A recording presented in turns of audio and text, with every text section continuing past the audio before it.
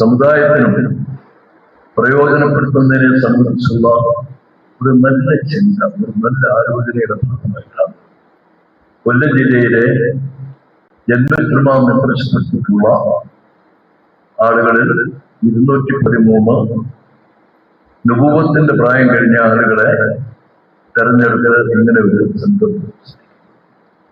ഇതിനകത്ത് കുറെ പ്രബന്ധങ്ങൾ തയ്യാറാക്കാൻ ഏൽപ്പിച്ചു വിടുന്നുണ്ട്. ഒന്ന് തലാഖ്, മയ്യത്ത് പരിപാലനം, ആത്മീയതയുടെ നവഭീതികൾ, അവകാശങ്ങൾ അറിയാം, ആനുകൂല്യങ്ങൾ നേടാം. ഇത് നമ്മൾ ഓരോരുത്തരും അവരുടെ ഭാവനാവിലാസം ഉപയോഗിച്ച് തയ്യാറാക്കി അടുത്ത സിറ്റിങ്ങൾ വരുന്നതാണ്.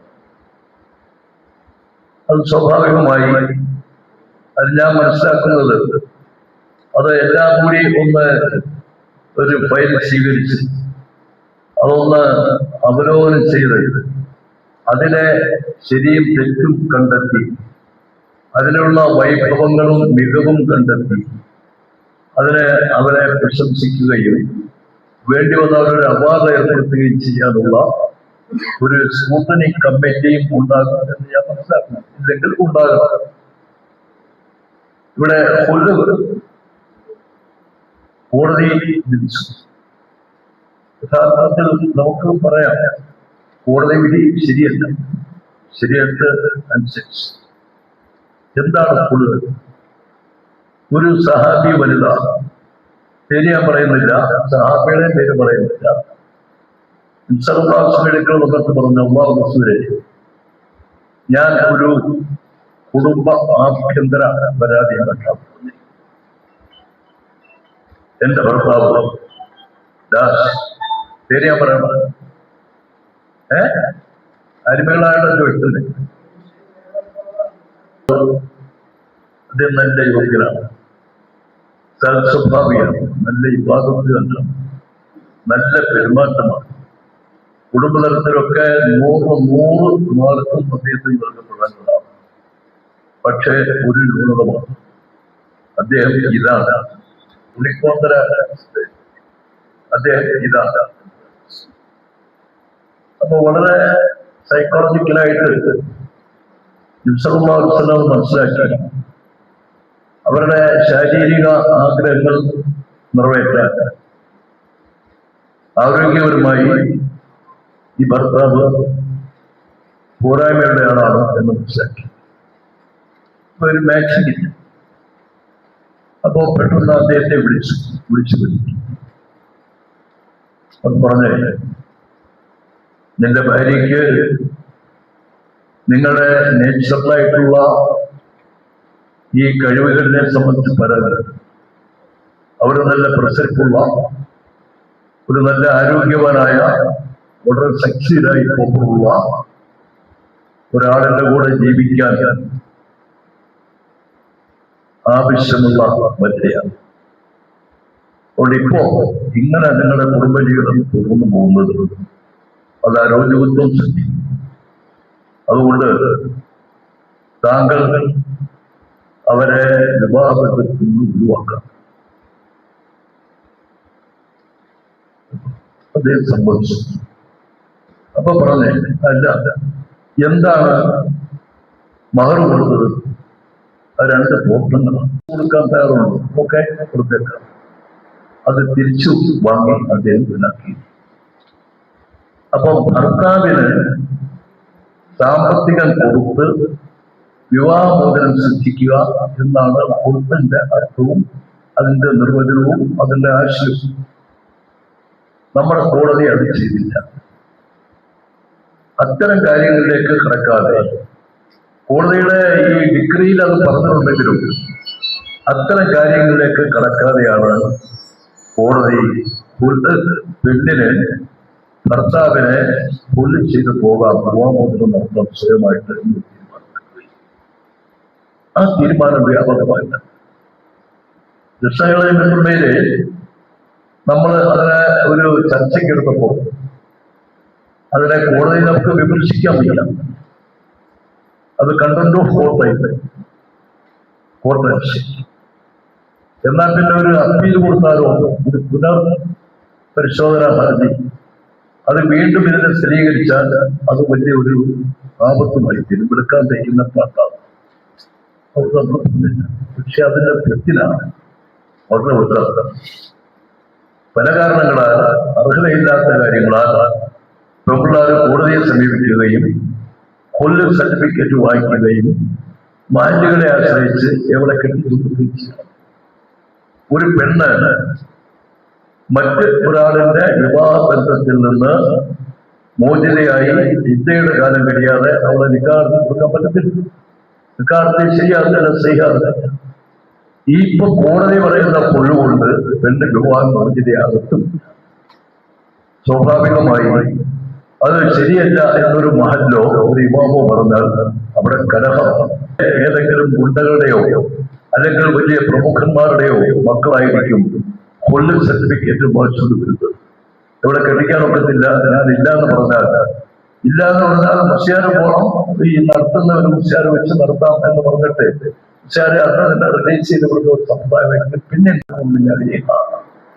പെണ്ണിന്റെ കുടുംബത്തിൽ നിന്നൊരു നീതിമാനായ സാക്ഷി, ഒരു ന്യായാധിപൻ, ഭർത്താവിന്റെ കുടുംബത്തിൽ നിന്നും ഒരു ന്യായാധിപൻ, ഒരു ഹക്കം, അവരുടെ ഒരു സംയുക്ത കമ്മിറ്റി, അവര് ഇതിനെ സംബന്ധിച്ച് പഠിച്ച് സ്വാഭാവികമായ തീരുമാനമൊക്കെ എടുത്ത് ആ തീരുമാനം പിന്നെ നടപ്പിലായി ഇവർ ശരിയാവുന്നില്ല, ഇവർ യോജിക്കാൻ മാർഗമില്ല എന്ന് കണ്ടാൽ അത് ജമാഅത്തിൽ റെഫർ ചെയ്യുകയും അല്ലെങ്കിൽ ജമാഅത്ത് തന്നെ ഈ ചാർജ് നടത്തുകയും അത് പിന്നെ സ്വാഭാവികമായി അത് പറ്റത്തില്ല എന്ന് പറഞ്ഞാൽ തലാഖില്ല പറയുകയും അവൻ തലാഖില്ലാതെ മാറി നിന്നാൽ ഈ പെണ്ണ് പ്രസവിക്കുകയും ചെയ്യും.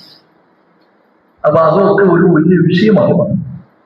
നമ്മൾ ചിന്തിച്ച് അതൊക്കെ അത്തരം കാര്യങ്ങളൊക്കെ ഒന്ന് പഠിച്ച് നമ്മൾ ചെയ്താൽ നല്ലതാണ്. ഇപ്പൊ നമ്മളൊരു ബൈപ്പാസ് ഏർപ്പാട് ചെയ്യുന്നുണ്ട്. ഇവിടെ കൊല്ല് വാങ്ങിച്ചുകൊണ്ട് വരുന്ന പെണ്ണിനെ എവിടെ കെട്ടിക്കാനൊക്കത്തില്ലെന്ന് പറയാനൊക്കത്തില്ല, കൊല്ലക്ഷ്യം കെട്ടിച്ചു കൊടുക്കാനൊക്കത്തില്ല. മറ്റൊരാളെന്റെ ഗോവാത്തിൽ വയ്ക്കുന്നവരെ കെട്ടിച്ചു കൊടുത്താൽ തലമുറകളായി ഹറാം കുഞ്ഞുങ്ങൾക്ക് ജന്മം നടക്കുകയും നമുക്ക് ചെയ്യാൻ പറ്റുന്നില്ല. അതിനിപ്പോ നമ്മൾ ചെയ്യുന്ന നമ്മളായിട്ട് നേതൃത്വം കൊടുത്ത ബസ് ചെയ്യിക്കാൻ നോക്കുന്നില്ല. പിന്നെ ഈ ഒരു സർട്ടിഫിക്കറ്റ് നമുക്കൊരു ചെറിയ ഒരു ആശ്വാസമുള്ളത്, ആ പെണ്ണിന്റെ അടുത്ത് നീ എന്റെ ഭർത്താവിനെ ബസ് ചെയ്യും, എന്റെ ഭർത്താവില്ലാതെ ഞാൻ ബസ് ചെയ്ത് വിവാഹത്തിൽ ഒഴിവാക്കിയിരിക്കുന്ന പറഞ്ഞാൽ മതി. അപ്പൊ അങ്ങനെ വന്നിട്ട് പിന്നെ ഒരു 3 മാസം കഴിഞ്ഞ് ഞാൻ കെട്ടിക്കാം എന്ന് പറഞ്ഞ് ഒരു നയപരമായിട്ടുള്ള ഒരു സമീപനമാണെങ്കിൽ വഴക്കുണ്ടാക്കാതെ നമുക്കിന്റെ സർക്കസുകാരന്റെ ഞാനിന്മേൽ നടക്കുന്ന പോലെ ഒന്ന് ഒരു കൗശലം ഉപയോഗിക്കുകയും ചെയ്യാം.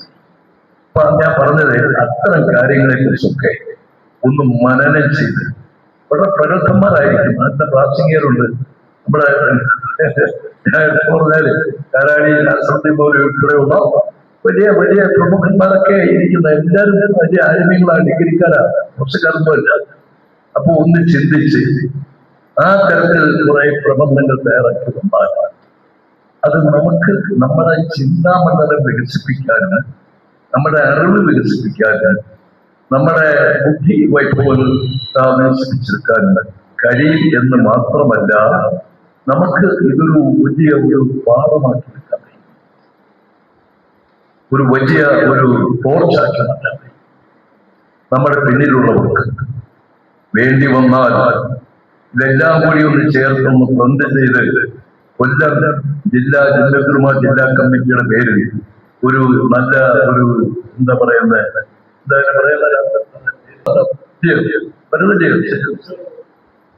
അപ്പൊ അതിന്റെ ഒരു ആശയം തന്നെ ഒരു ആശയം വളരെ വലുതാണ്.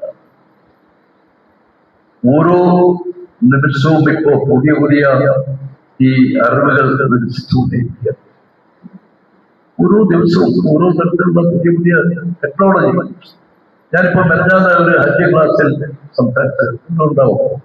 പിന്നെ ഒരു കാലത്ത് നമ്മൾ ആദ്യമായി അന്ന് സൂക്കേസിന്റെ ട്രെൻഡ് പറ്റി ആദ്യം മറക്കി വയ്ക്കുന്നത് കഫത്തുണിയാണ് ഹജ്ജിന് പോകുന്ന ആളുകൾ. പിന്നെ അതിങ്ങനെ പരിഷ്കരിച്ച് സിം കാർഡിലേക്ക് മാറി. ആദ്യമാർക്ക് ഹജ്ജ് ക്യാമ്പിൽ നിന്ന് സിം കാർഡ് പിന്നെ ഇപ്പൊ പരിഷ്കരിച്ച് എന്തൊരു വാച്ച, സ്മാർട്ട് വാച്ച്. കാലത്തിന്റെ പുരോഗതി നോക്കണം. അതായത് ഒരു കാലത്ത് രണ്ടുപേരോട് കൂടി പോയി ഹജ്ജിന് പോയി, ഒരു ഹറമിന്റെ ഒരു വാതിൽ തെറ്റിപ്പോയാൽ രണ്ട് ഭാഗത്തേക്ക് പോയി തിരിച്ചറിയാൻ കഴിയാതെ ദിവസങ്ങളോളം പട്ടിണി കിടന്നോ ബന്ധമുള്ള ദിവസവും ജീവിച്ചിട്ട് എങ്ങനെയെങ്കിലുമൊക്കെ കണ്ടുമുട്ടുന്ന ഒരു സാഹചര്യം ഉണ്ടായിരുന്നു. കണ്ടുമുട്ടാതെ പോയവരും ഉണ്ട്. പക്ഷെ ഇപ്പൊ അങ്ങനെയല്ല. ഒരു സ്മാർട്ട് വാച്ചുകൾ കൊടുക്കുക, അത് നിർത്തലാക്കണമെന്ന് ഞാൻ ഗവൺമെന്റിനോട് ആവശ്യപ്പെട്ടു. കേരള സ്റ്റേറ്റ് ഹജ്ജ് കമ്മിറ്റി കൊണ്ടൊരു മെമ്മോറാണ്ടം തന്നെ അത് സെൻട്രൽ ഹജ്ജ് കമ്മിറ്റിക്ക് അയച്ചു. അതിന്റെ കാരണം നമ്മുടെ ആളുകൾ അത്ര പോരാ, അതൊരു നഷ്ടമാണ്. സ്മാർട്ട് വാച്ച് എന്താണ്, അതിങ്ങനെ കൈകട്ടി അതിന്റെ ടെക്നോളജിയൊക്കെ പഠിപ്പിച്ചാൽ വിടുന്നത്. അത്രത്തോളം ടെക്നോളജി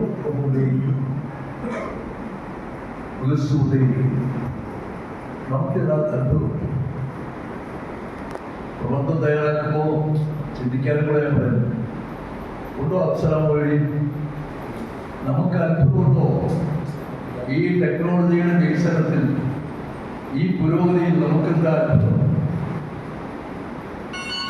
അറബിക്കടലിൽ ഒരു സൂചി മുക്കിയിട്ട് അത് എപ്പോഴും ഉയർത്തിയാൽ അതിൽ പറ്റുന്ന നനവും അറബിക്കടലിൽ കെട്ടിക്കിടക്കുന്ന വെള്ളവും തമ്മിലുള്ള അന്തരം എത്രയുണ്ടോ അതേ അന്തരമാണ് ആദരവായ റസൂൽ സല്ലല്ലാഹു അലൈഹി വസല്ലം നൽകപ്പെട്ട വിജ്ഞാനവും ആദനബി മുതൽ ഈസാ നബി ഉൾപ്പെടെയുള്ള മുഴുവൻ പ്രവാചകന്മാർക്കും നൽകപ്പെട്ട വിജ്ഞാനവും.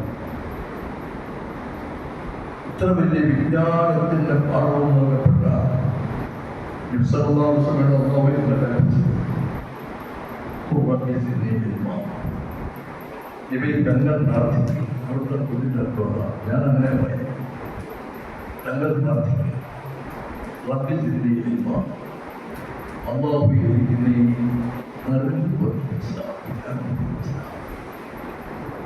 നീ എന്താ വിചാരം?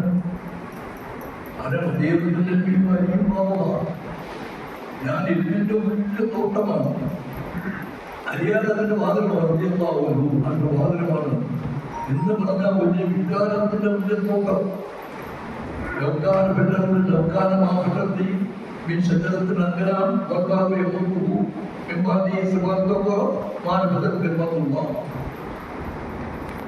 ലോകത്തെ എല്ലാ വർഷ ചെടി ജലാദികളും ചെത്തി ഒരുക്കി വേരുകളാക്കപ്പെടുകയും മരമ്പുകളാക്കപ്പെടുകയും അറബിക്കടലിൽ കെട്ടിക്കിടക്കുന്ന വെള്ളം മുഴുവൻ അതിന് കൃഷിയായി തീരുകയും നിലവിലുള്ള സമുദ്രത്തിന് പുറമെ ഒരു 7 സമുദ്രം കൂടി ഉണ്ടാകുകയും അതിനും കൂടി കെട്ടിക്കിടക്കുന്ന വെള്ളം കൂടി കൃഷിയായി തീർന്നാലും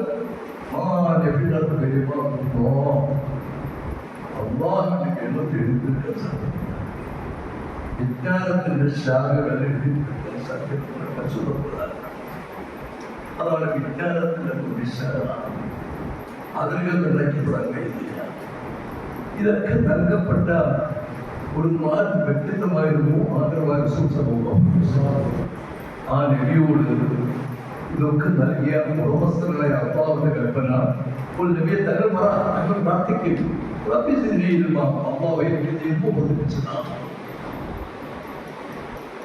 ഓരോ നിമിഷവും വിജ്ഞാനം ഇങ്ങനെ വർദ്ധിച്ചുകൊണ്ടേയിരിക്കുന്നു. എത്രത്തോളം പറഞ്ഞാൽ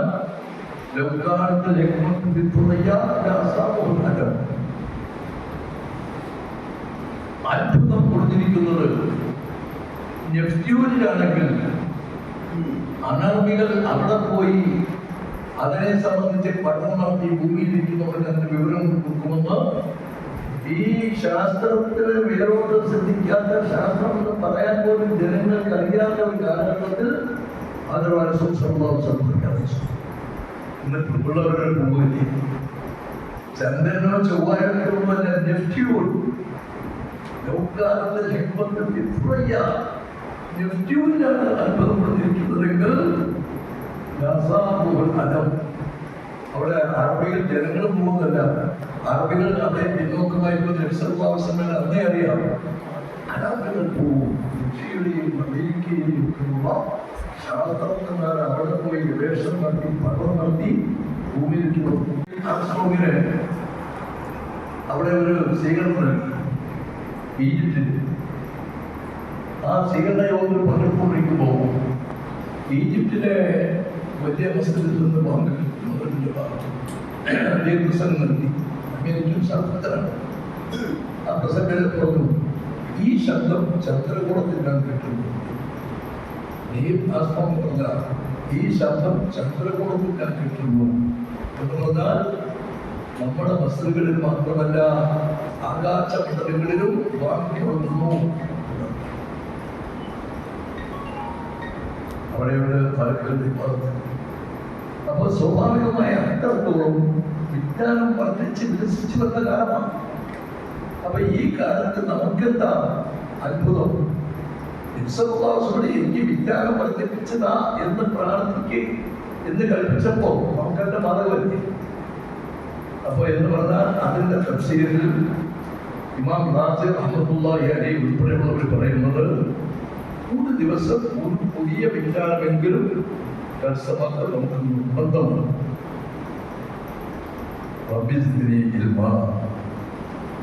ഞാൻ പറഞ്ഞ ഈ പ്രബന്ധത്തിന്റെ ഈ പ്രസക്തി, ഈ കൂട്ടായ്മയുടെ പ്രസക്തി, ഈ 40 വയസ്സ് കഴിയുമ്പോൾ പക്വമായി ചിന്തിക്കുകയും നല്ല ആലോചനകൾ നടക്കുകയും ഒക്കെ ചെയ്യുന്ന ഒരു ഉപത്തിന്റെ കാലമാണ്.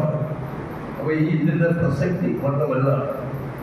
അപ്പൊ പിന്നെ ദീനി പ്രബോധനവും സംഘടനാ പ്രവർത്തനവും ഞാൻ ഈ സംഘടനാ പ്രവർത്തനം കണ്ടപ്പോ ഞാൻ പെട്ടെന്ന് ഈ മാധ്യമ പേപ്പർ വിളിച്ചിരുന്നത്. നമ്മുടെ സംഘടനയുടെ ഒരു വാർത്ത എന്ന മാധ്യമത്തിൽ എന്തായാലും ശ്രദ്ധിച്ചു. ആരെങ്കിലും ശ്രദ്ധിച്ചോ? അതിന്റെ പൂർവ്വ വർഷമായിട്ട് കഴിഞ്ഞ മാസം ജൂലൈ 18 തീയതി കേരള ഹൈക്കോടതിയിൽ ഒക്കുവത്തോടിൽ 2 മുസ്ലിങ്ങളെ പോസ്റ്റ് ചെയ്തതിനെ സംബന്ധിച്ച് ഒരു വാദം. അത് പി.സി. ജോർജിന്റെ മകൻ ഷോൺ ജോർജ് അവര് കേസ് കൊടുത്തു. പാർലമെന്റ് ഇരുസഭകൾ പാസാക്കി പ്രസിഡന്റ് ഒപ്പുവെച്ച് നടപ്പിൽ വന്ന ഒരു നിയമമാണ്. അത് കേരളത്തിൽ നടപ്പിലാക്കിയിട്ടില്ല, നടപ്പിലാക്കണം എന്ന് പറഞ്ഞിട്ട് കേരള ഹൈക്കോടതിയിൽ അപ്പൊ ഹൈക്കോടതി അതൊരു വാദത്തിലെടുത്തു, വിചാരണയ്ക്ക് സർക്കാരിന് നോട്ടീസ് വെച്ചു. സർക്കാരാണ് ചെയ്യേണ്ടത്, എതിർകക്ഷി സർക്കാരാണ്. അപ്പൊ സർക്കാരിന് വേണ്ടി അഡ്വക്കേറ്റ് ജനറൽ AG കോടതിയിൽ ഹാജരായി. അത് കേരള ബോർഡിൽ 2 മുസ്ലിങ്ങളെ കൂടി ഉൾപ്പെടുത്തി നിയമിച്ച് നടപ്പിലാക്കുന്നത് 1 മാസം സമയം കോടതിയോട് ചോദിച്ചു. ഇങ്ങനെ ഒരു കേസ് കോടതിയിൽ വരുന്നുണ്ടെന്നും അതിന്റെ വിചാരണയുണ്ടെന്നും സർക്കാരിന് കോടതി നോട്ടീസ് അയച്ചെന്നും നമ്മൾ അറിഞ്ഞു. അതൊക്കെ സംബന്ധിക്കുമ്പോൾ നമ്മളെന്ത് കൊടുത്താൽ നമ്മൾ 2 വക്കീലന്മാരെ നമ്മൾ മുസ്ലിം വാദം പറയാനില്ല. കേരള ഗവൺമെന്റ് നയം എന്താണെന്ന് അറിയാൻ, കേരള ഗവൺമെന്റ് നയമാണല്ലോ AG ബാധിക്കുന്നത്, AG അവർ പറയുന്നത്. അപ്പൊ കേരള ഗവൺമെന്റ് നയം ഈ കാര്യത്തിൽ എന്താണ് എന്നറിയാൻ നമ്മുടെ 2 വക്കീലന്മാരെ അവർ ഹൈക്കോടതിയിൽ പ്രാക്ടീസ് ചെയ്യുന്നവരാണ്. അവിടെ ഇരിക്കാം, അവരവിടെ പോയിരുന്നു. അപ്പോൾ AG പറഞ്ഞത് എന്താണ് അത് ഒന്ന് ആലോചിച്ച് 2 പേരെ സെലക്ട് ചെയ്ത് നിയമിക്കാൻ ഞാൻ 1 മാസത്തെ സമയമുള്ളൂ. അത് പത്രത്തിലൊക്കെ പിന്നെ നമ്മളത് ഒന്നല്ല. അപ്പൊ നമ്മള് ഇവിടെ പുനലൂര് ഇടവൻ 34 കേരള മുസ്ലിം ജമാഅത്ത് ഫെഡറേഷന്റെ സംസ്ഥാന വർക്കിംഗ് കമ്മിറ്റി ഞാൻ ഓർക്കുന്നില്ല, ആ കമ്മിറ്റിയിൽ ചർച്ച ചെയ്തപ്പോൾ നമ്മൾ തീരുമാനമെടുത്തത് മുഖ്യമന്ത്രിക്ക് മെമ്മോറാണ്ടം കൊടുക്കണം. കേരള ഗവൺമെന്റ് ഇങ്ങനെ ഒരു തീരുമാനം ഒരാവശ്യം കോടതിയിൽ ഉന്നയിച്ചു. അത് നമുക്ക് എതിരാണ്. ഒരു ദേവസ്വം ബോർഡിൽ 2 മുസ്ലിങ്ങളെ വെക്കുന്നില്ല, ക്രിസ്ത്യൻസിനെ വെക്കുന്നില്ല. അപ്പൊ നമ്മളെ ഒപ്പുക ബോർഡിൽ ഒപ്പുക കാര്യങ്ങളോ ഒപ്പുക സ്വത്ത് അപ്പാന്ന് പറഞ്ഞാൽ അതിന്റെ ഉടമസ്ഥൻ അപ്പാവുമാണ്. അത് പിന്നെ വിൽക്കാനോ വില വാങ്ങാനോ ഒന്നും പാടില്ല. ഫുട്ബോൾ സംഘടിപ്പിക്കുക എന്ന് പറയുന്നത് നമുക്ക് സമുദായത്തിന് നഷ്ടമാണ്. അതുകൊണ്ട് നമുക്ക് മുഖ്യമന്ത്രിയെ കണ്ട് ഗവൺമെന്റ് ഈ വാദം ശരിയല്ല എന്ന് ബോധ്യപ്പെടുത്തണം. നമ്മളെല്ലാം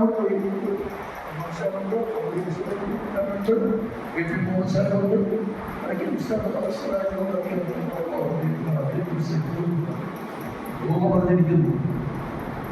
കടയ്ക്കൽ അബ്ദുൽ അസീസ് പോലും രോഗശയ്യയിലാണെന്ന് ലോകം പറഞ്ഞിരിക്കുന്നു. എന്താണ് കഴിഞ്ഞ തിങ്കളാഴ്ച രാത്രി 11 മണിക്ക് ബഹുമാനപ്പെട്ട സയ്യിദ് പാണക്കാട് സയ്യിദ് സാദിഖ് അലി ശിഹാബ് കൊണ്ട് അസീസിയ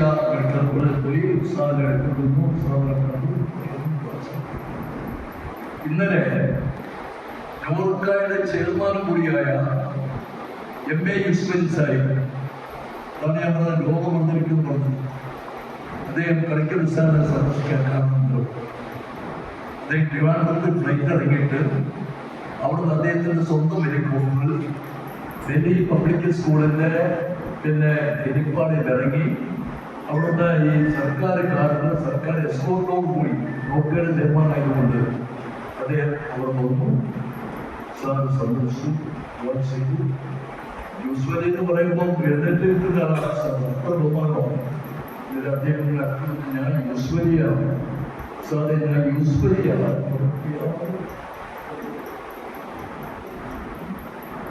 അദ്ദേഹത്തിൻ്റെ കണ്ടത്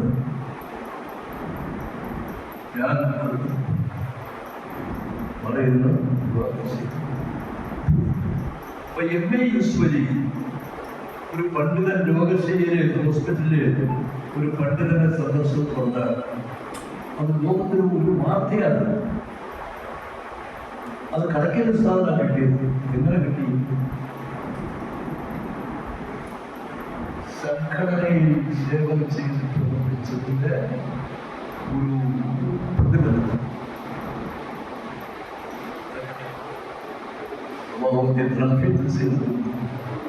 ഞാൻ പറഞ്ഞത് അദ്ദേഹത്തിന്റെ ആരോഗ്യകാലത്താണെങ്കിൽ ഒന്നാമതായി പോകുന്ന അദ്ദേഹമല്ലേ. ഏത് മുഖ്യമന്ത്രിയുടെ പ്രധാനമന്ത്രിയുടെ മുമ്പിൽ പോയാലും കോട്ടും ആ ഷാറും ആ കമ്മറും ഒക്കെ ആയിട്ട് പോയാൽ ഒന്നും പറയണ്ട. ഞാൻ പലപ്പോഴും പറയും ഉസ്താദെ പ്രസംഗിക്കേണ്ട ഒന്നും പറയണ്ട. ഒന്നാമത് നേച്ചറായിട്ട് വേറെക്കാൻ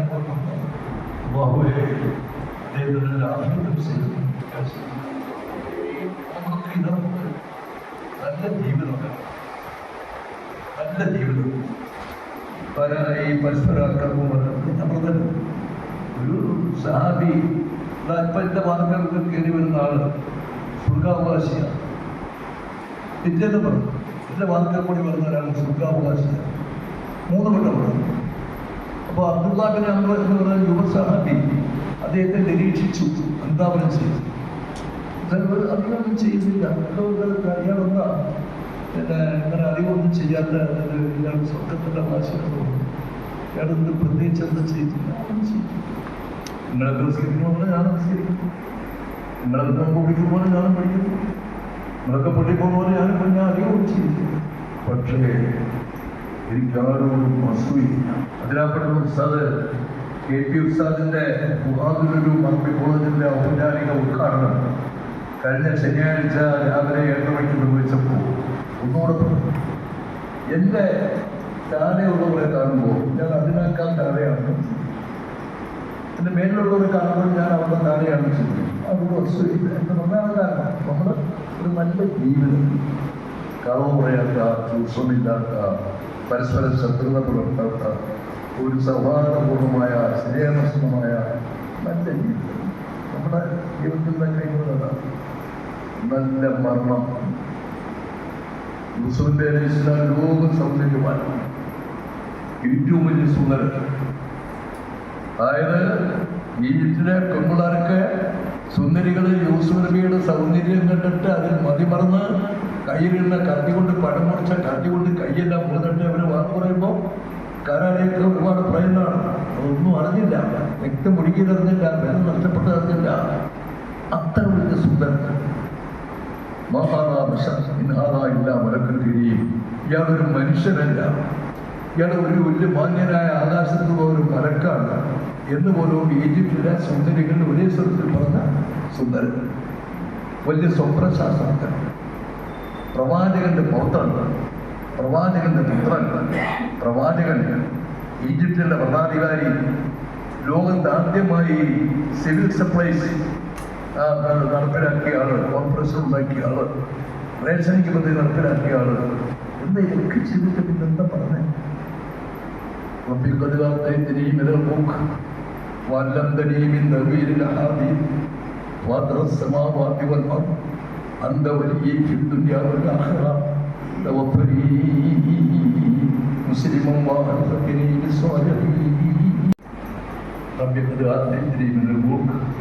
എന്ന് നീ പ്രവാചകനാക്കി, പ്രവാചകനെ വേറാക്കി, ലോകസുന്ദരനാക്കി, ഈജിപ്തിന്റെ ഭരണാധികാരിയാക്കി.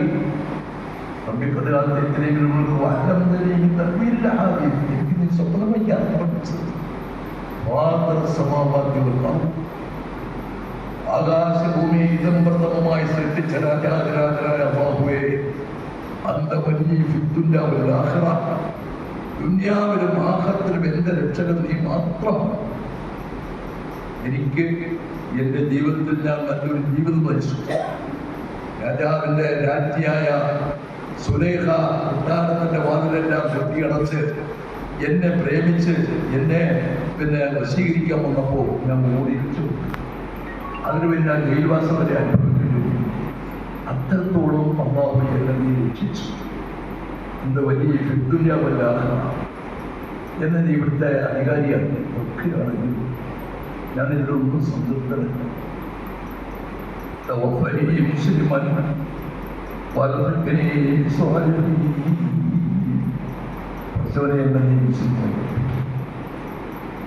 നാളെ നിന്റെ സദവൃത്തന്മാരുടെ പട്ടികയിൽ നല്ല ജീവിതം,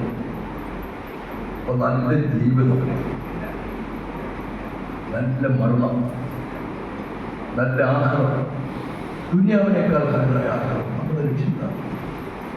ഈ ലക്ഷ്യത്തിന് വേണ്ടി ഈ സേവനങ്ങളൊക്കെ ചെയ്യുന്നത് ഞാൻ പറഞ്ഞത് സംഘടനാ പ്രവർത്തനം എന്ന് പറഞ്ഞിട്ട് ഇതിനകത്തൊരു വാർത്തയുണ്ട്. അത് ഞാൻ പറഞ്ഞ വിഷയമാണ്. ഇപ്പൊ സ്വാഭാവികമായി നമ്മൾ മുഖ്യമന്ത്രിയെ കണ്ടിട്ട് ഇത് പറഞ്ഞ മുഖ്യമന്ത്രിക്ക് തന്നെ വിസ്മയമായി പോയി. അത്ഭുതം. ഇവിടെ AG ഹൈക്കോടതി വാദിച്ചത്, പബ്ലിക് ട്രാൻസ്പോർട്ട് ഹൈക്കോടതി വാദിച്ചത് തെക്കൻ കേരളത്തിലെ ദക്ഷിണ കേരള ജനത്തിനുമായി അതിൻ്റെ പോസ്റ്റൽ സെക്രട്ടറികളും നേതാക്കളെ എങ്ങനെയാണെന്നുള്ളതാണ്. ഞങ്ങളവിടെ വക്കീലന്മാർ പോസ്റ്റ് ചെയ്തു. അവരന്നേരം കൊണ്ട് ഏറ്റി പറയുമ്പോൾ അത് സമുദായത്തിൻ്റെ താല്പര്യത്തിന് വ്യക്തമാണ്, ഒക്കുവിൻ്റെ താല്പര്യത്തിന് വ്യക്തമാണ്, ശരിക്കും വ്യക്തമാണ്, വ്യക്തമാണ്. സുപ്രീം കോടതി പറഞ്ഞാൽ പിന്നെ നടപ്പിലാക്കി പോകും, അത് ഗവൺമെൻറ് നിലനിൽക്കുന്നില്ല. പക്ഷേ ഇതിനകത്ത് കുറേ സമയം എടുക്കാൻ പറ്റും. വ്യക്തം അധികം സംബന്ധിച്ചു നമ്മൾ വകുപ്പ് മന്ത്രിയെ കഴിയും. വകുപ്പ് മന്ത്രിക്ക് ഒരു ക്ലാസ് കൂടെ കൊടുത്തു. പാർലമെന്റിൽ ഇങ്ങനെ ഒരു നിയമം പാസാക്കിയത് വടക്കേ ഇന്ത്യൻ സാഹചര്യത്തിൻ്റെ അടിസ്ഥാനത്തിലാണ്. അവിടെ ക്ഷേത്രങ്ങളെക്കുറിച്ചും പള്ളികളെക്കുറിച്ചും പരസ്പരം തർക്കവും അവകാശവും.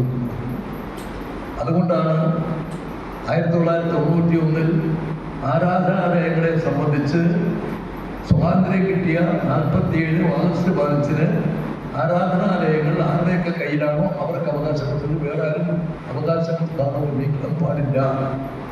മാത്രമല്ല ബാബരി മസ്ജിദിന്റെ വിധി പറഞ്ഞുകൊണ്ട് ഈ ബാബരി മസ്ജിദ് അതിനു മുമ്പ് ഒരു വിവാദത്തിലായതുകൊണ്ടാണ് ഒരു വിധി പറഞ്ഞത്. ഇത് മറ്റ് ആരാധന ബാധകമല്ല എന്ന് സുപ്രീം കോടതിയുടെ ഫുൾ ബെഞ്ച് പറയുകയും ചെയ്തു. അതുകൊണ്ട് കേരളത്തിൽ ആ തരത്തിലുള്ള ഒരു തർക്കമോ വിവാദങ്ങളോ ഒന്നുമില്ല. അതുകൊണ്ട് കേരള പോകുമ്പോൾ 2 അംഗങ്ങളെ നിയമിക്കേണ്ട ആവശ്യമില്ല എന്ന് കോടതിയിൽ പറയണം എന്ന് പറഞ്ഞു. അത് മന്ത്രിക്ക് കിട്ടിയ പുതിയ ക്ലാസ്സാണ്. എക്സ്ട്രാ വളരെ ക്ലാസ്സാണ്. സംഘടനയെ കുറിച്ച് ഞാൻ പറഞ്ഞതാണ്. അത് കഴിഞ്ഞിട്ട് ഞങ്ങൾ നേരെ സാറിനെ വിളിക്കുന്നത് ഈ കാര്യം അവിടെ പറഞ്ഞു. മന്ത്രി ഈ മെമ്മോറാണ്ടം ഈ സന്ദേശത്തോടെ നേരെ ഞങ്ങളുടെ ശേഷം വിദ്യാർത്ഥികളുടെ വീട്ടിൽ ചെന്നാണ് ചർച്ച ചെയ്യും. എന്തായാലും ആകട്ടെ, ഇപ്പോൾ ഇന്നലെ ഈ കേസ് കോടതിയിൽ ആ കേസിൽ വന്നത് വഖഫ് ബോർഡിലെ അമുസ്ലിം അംഗങ്ങൾ തീരുമാനം സുപ്രീം കോടതി വിധിക്ക് ശേഷമെന്ന് സർക്കാർ റിപ്പോർട്ട് ചെയ്തു. അതിന് താഴെ അംസലിം അംഗങ്ങളെ ഉൾപ്പെടുത്തി പുനഃസംഘടിപ്പിക്കുമെന്ന നിലപാടാണ് നേരത്തെ സർക്കാർ കോടതിയെ അറിയിച്ചിരിക്കുന്നത്. അതിൻ്റെ തൊട്ട് അടുത്ത് പ്രതിനിധി സർക്കാർ തീരുമാനം അഭിനന്ദനാർഹം ലക്ഷ്യമാണ്. ഇതേ പത്രത്തിലെ അതേ കോടത്തിലെ അതേ പേജിലാവുന്നത് സുപ്രീം കോടതിയുടെ അന്തിമ തീർപ്പ് വരും വരെ കേരള വഖഫ് ബോർഡിൽ അംസലിം പ്രതിനിധികളെ ഉൾപ്പെടുത്തില്ലെന്ന് ദക്ഷിണ കേരള ജമിയത്തുലമയുടെയും കേരള മുസ്ലിം ജമാഅത്ത് ഫെഡറേഷന്റെയും സംയുക്ത പ്രതിനിധി സംഘത്തിന് മുഖ്യമന്ത്രി നൽകിയ ഉറപ്പ് നടപ്പാക്കിയത് അഭിനന്ദനാർഹമാണെന്ന് ദക്ഷിണ കേരള ജമിയത്തുലമ സംസ്ഥാന ജനറൽ സെക്രട്ടറി തുടിയൂർ മുഹമ്മദ് കുഞ്ഞി മൗലവിയും കേരള മുസ്ലിം ജമാഅത്ത് ഫെഡറേഷൻ സംസ്ഥാന ജനറൽ സെക്രട്ടറി അഡ്വക്കേറ്റ് KP മുഹമ്മദും സംയുക്ത പ്രസ്താവന